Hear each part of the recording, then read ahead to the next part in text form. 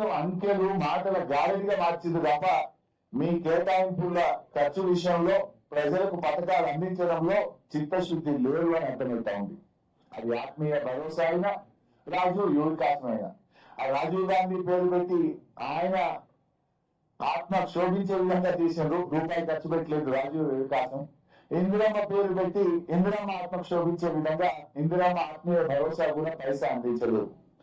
కనీసం మీ నాయకులని చెప్పుకునే మీ ఇందిరమ్మ పేరు మీద పెట్టిన పథకం, మీ రాజీవ్ యువ వికాసం అని రాజీవ్ గాంధీ గారి మీద పెట్టిన పథకానికే రూపాయి ఇయ్యలేదు, రూపాయి ఖర్చు పెట్టలేదంటే మీరంతా కూడా బట్టి బడ్జెట్, బడా జూటా బడ్జెట్, బట్టి బడ్జెట్, బోనస్ బడ్జెట్ అనేటువంటిది చాలా స్పష్టంగా అర్థమవుతా ఉంది. అసెంబ్లీ ఎన్నికల టైంలోనేమో అభయహస్తం, ఇలా మూడో బడ్జెట్ చూసిన తర్వాత అది అభయహస్తం కాదు రిక్తహస్తం అని అర్థమైపోయింది.